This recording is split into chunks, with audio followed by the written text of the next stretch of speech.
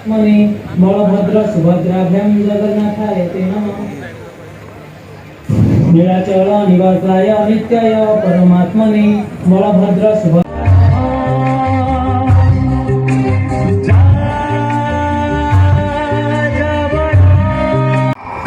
निज उपर कन्फ्यूज तुम पुओ कि झील आराम हाथ टेक कि असुविधा नहीं टोका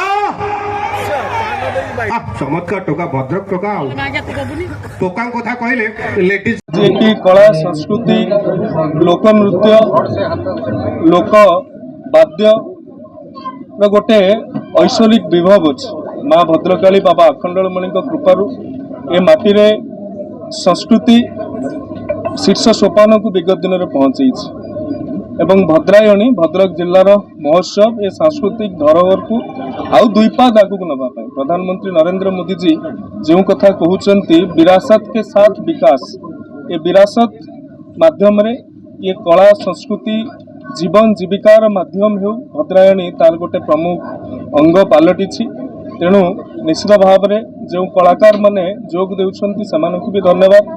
जो छोट छोट व्यवसायी माने स्वयं सहायक गोष्ठी माने एठारे पॉलिसी मेला करा जायछि, स्वदेशी मेला करा जायछि, विभिन्न कृषि जंत्रपाति ठारू आरंभ करी हॉर्टिकल्चर ठारू आरंभ करी सॉइल कंजर्वेशन रे मध्य विभिन्न स्टॉल खोला जायछि। ता सहित प्रथम थर करिकी भद्रक जिला पुस्तक महोत्सव ए भद्रायणी परिसर रे अत्यंत भव्यतार सहित प्रदर्शित होइछि, जोथिरे कांतकवि लक्ष्मीकांत महापात्रंक ठारू आरंभ करी फकीरमोहन सेनापति अभिभक्त बालेश्वर अंचल जड़े प्रणम्य पुरुष तांकर अनेक कृति से स्थानित होती। सबुठ बड़ कथा आपण मैंने भी लक्ष्य करेंगे से स्थान में छात्र छात्री मानकर भिड़ देखा मिलूँ जो कहुला बही ठारू आज युवपीढ़ी दूरे जाऊँगी बही आज युवपीढ़ी को आकर्षित करुच्ची ए प्रकार कथा आम देखा पाचु।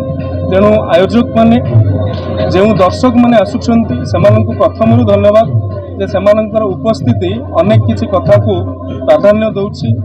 मीडियार बंधु मानक धन्यवाद ए कथा को आपण माने समस्त पाखरे पहुँचाउछंती।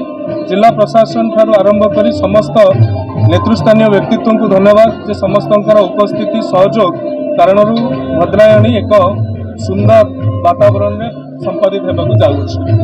धन्यवाद।